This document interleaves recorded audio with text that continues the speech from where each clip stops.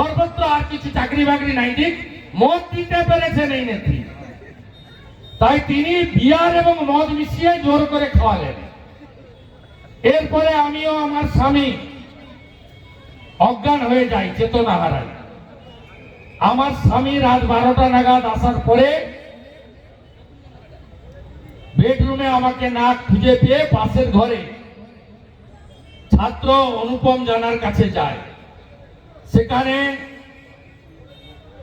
কলেজের আরেক ছাত্র আমাকে খুঁজে পাওয়া যাচ্ছে না, অবশেষে দুজনে গিয়ে মেসের বারান্দায় মদ্যপান করা দাদাদের মাঝে বিবস্ত্র অবস্থায় আমাকে দেখতে পায়।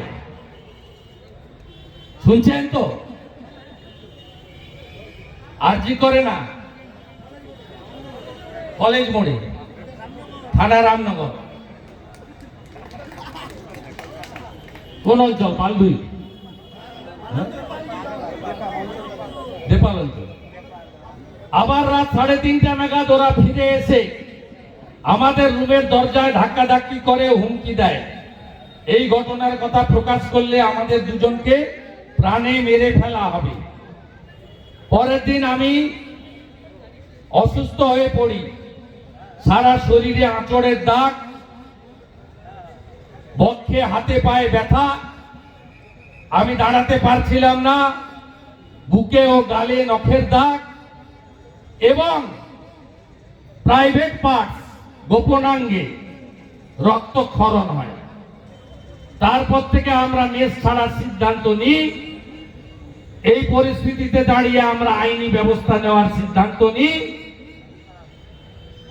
আজ সকাল 9টায় দেপাল গ্রাম পঞ্চায়েতে বারাঙ্গা গ্রামের জনৈক শেখ আব্বাস তার দুই সঙ্গী পানিপাড়ন ব্রিজের উপরে আমার স্বামীকে ঘিরে রেখে আমাকে, আমার স্বামীকে ও আমার পরিবারের সকলকে মেরে ফেলার হুমকি দেয়।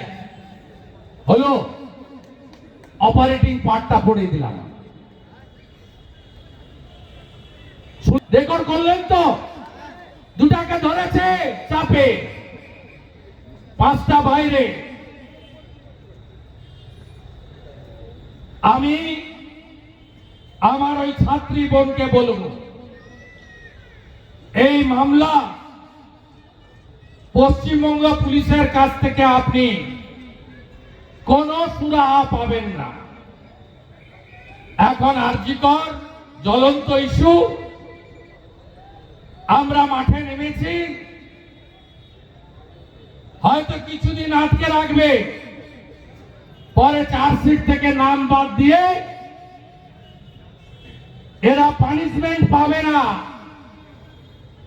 তাই প্রয়োজন হলে উচ্চ আদালতের সাহায্য নিয়ে মমতা পুলিশের হাত থেকে এই মামলা কাড়িয়ে নিয়ে যাতে নিরপেক্ষ তদন্তকারী সংস্থার হাতে যায়, তার জন্য যদি আপনি আইনি লড়াই করতে চান, রাজ্যের বিরোধী দলনেতা হিসাবে আমি আপনাকে সাহায্য করব। আমি একটা পরামর্শ দিয়ে সভা শেষ করব। আমার মা বোন দিদিরা, তৃণমূলের লোকেরা অনেক কারণে বাড়ি বাড়ি যায়, দয়া করে মহিলারা বাড়িতে একা থাকলে দরজাটা খুলবেন না, জানলা দিয়ে কথা বলবেন। অনেক বাড়িতে লেখা থাকে কুকুর হইতে সাবধান,